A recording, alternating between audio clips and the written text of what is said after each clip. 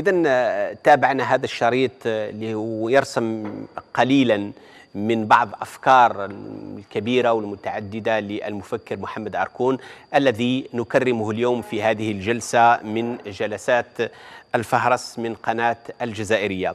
يعني طرح فكرة في البداية وأعتقد أنها مهمة، هي ما هو الشرق وما هو الغرب بمفهوم أركون، لأن اختلط الأمر علينا على مستوى الفلسفة حتى على مستوى الجغرافيا. اختلطت الشرق بالغرب. في رأيك الدكتور فارح، كيف يحدد أركون هذه المسألة، مسألة الشرق والغرب، وهل هناك شرق وهل هناك غرب، وكيف يلتقيان وكيف يفترقان؟ نعم، شكرا على هذا السؤال، لأن في الحقيقة يسمح لنا بالحديث عن واحدة من الزحزحات الفكرية التي ينجزها أركون، وهو في الحقيقة يعني يستعيد هنا موقف تطرق له طه حسين في مفهمة الشرق والغرب، لأن الاثنين يذهبان إلى أننا نخطئ حينما نعتبر أنفسنا شرقا. الشرق بالنسبة لأركون يبدأ من أفغانستان إلى الصين والهند، أما نحن لأن الطرح الأركوني دوما هو طرح يذهب إلى عمق الأشياء. هل هو طرح ابستيمولوجي، طرح معرفي، هو طرح يستفيد من فلسفة الحضارة.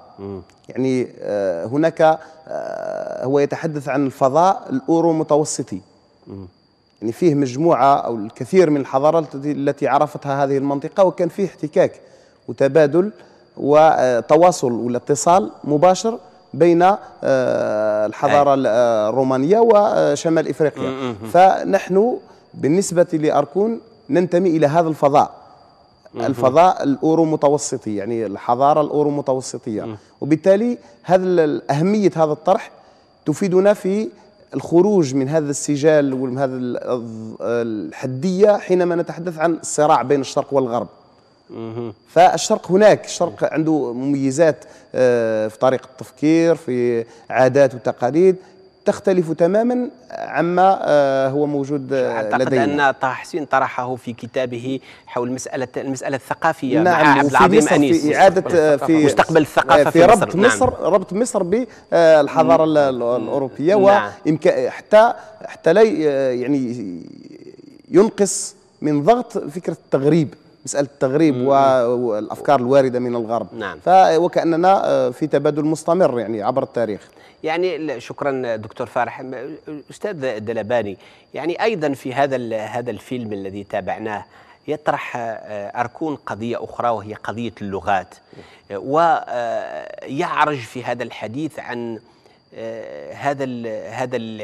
هذه السنوات العجاف التي عرفتها اللغة العربية والسنوات السمان التي عرفتها اللغة العربية. يعني وهذه الإشكالية، إشكالية كيف تتعاون وتتلاقح وتتداخل اللغات من أجل في نهاية الأمر الاستثمار للفكر الإنساني ودعم الفكر الإنساني. كيف قرأت أنت علاقة أركون باللغات، وهو يكتب بالإنجليزية وحتى بالألمانية مؤخرا، وبالألمانية واللاتيني والعربية هو مشروع أركون الأساسي يمكن تلخيصه في كلمة: الأنسنة.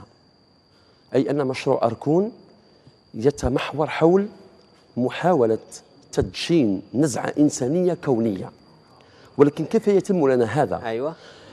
لا يتم لنا هذا إلا بمحاولة الخروج من أنظمة الاستبعاد المتبادل، أنظمة ثقافية. نعم، لي سيستيم ديكسكلوزيون ريسيبروك. ما هي أنظمة الاستبعاد؟ هي كل المنظومات اللاهوتية والإيديولوجية الموروثة عن الماضي والمغلقة على ذاتها، المغلقة على ذاتها عقائديا وفكريا وقوميا إثنيا ولغويا أيضا، لأنه هذا ما ورثناه عن العصور الوسطى التي ما زالت تغذي إلى اليوم الصراعات بين أطراف العالم. أكيد. العقل يعني إبستيمولوجيا كان هناك عقل دوغماتي، دينيا هناك لاهوتية مغلقة، هناك استبعاد كل طائفة دينية أو كل دين يستبعد من الخلاص الديني والدنيوي الطائفة الأخرى أو الدين الآخر. نعم. يعني هذا هو العقل القروسطي عموما.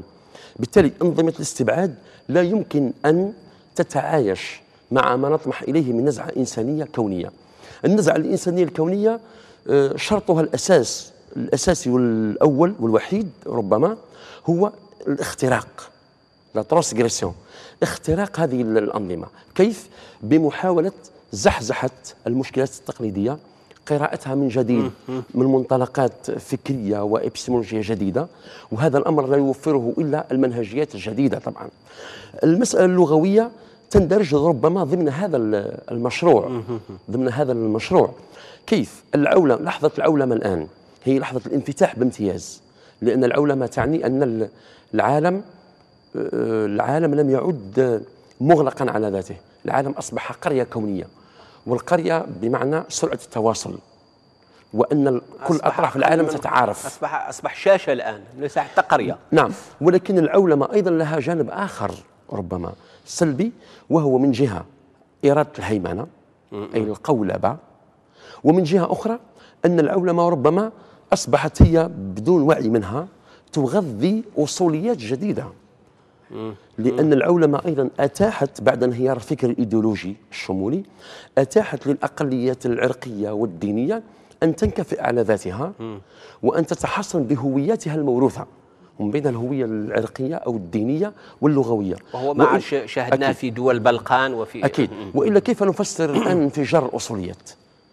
سوى على أن الأصوليات هي محاولة احتماء من العالم الأهوج الذي لم يعد يفهم بسهولة. هذا هو الهويات، هي طوق نجاة الهويات الضيقة، ربما هي طوق نجاة في محيط قاتلة. العالم الأهوج قاتلة. نعم، كما يقول أمين معلوف. نعم. يعني بالنسبة للغة العربية، نعم، أركون طبعا له رأي ونتفق معه إلى حد بعيد في هذا، أن العربية أصبحت تعاني من تصلب الشرايين منذ مدة، وهذا نظرا لخمود جذوة الإبداع في العقل العربي والإسلامي.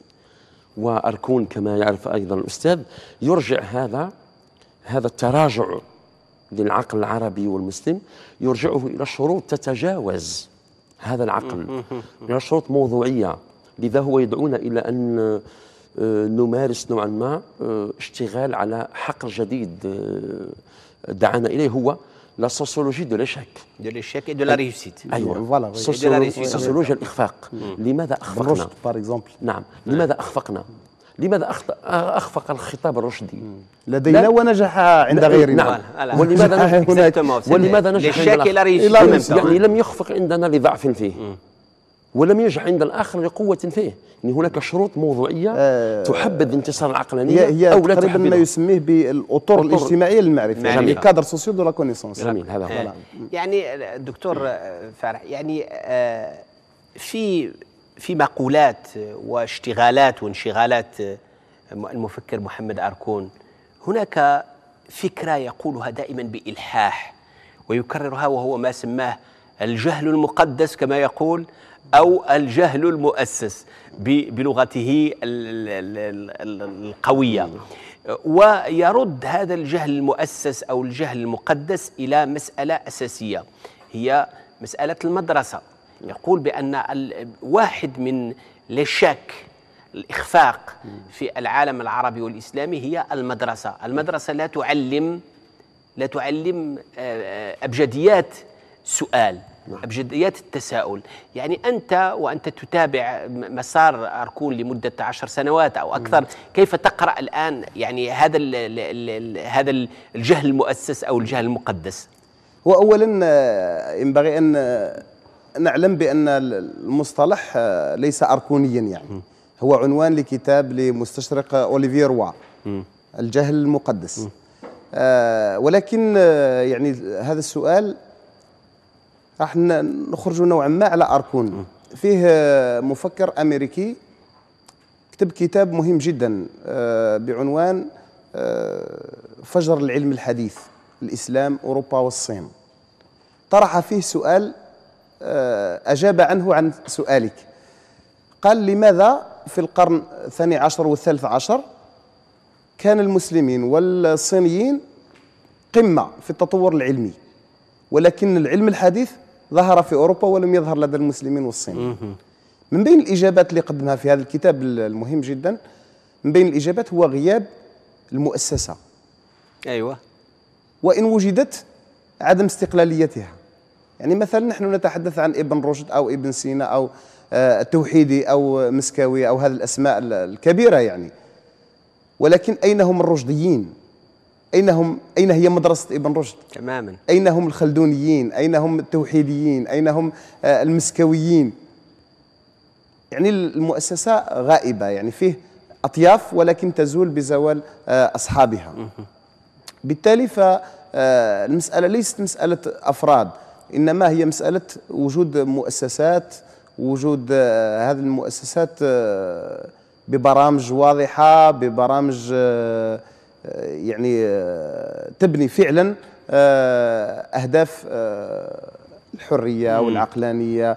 لازم شروط والاجتهاد طبعا، الاجتهاد، ولكن أكثر من ذلك كاين المصطلح اللي ذكرناه من قبل اللي هو الأطر الاجتماعية للمعرفة. يعني النزعة العقلانية مثلا ولا الحرية ولا النزعة الإنسانية اللي عرفها المسلمين في السابق توفرت نتيجة ولا نشأت نتيجة وجود أطر اجتماعية محبذة للنشاط للاجتهاد.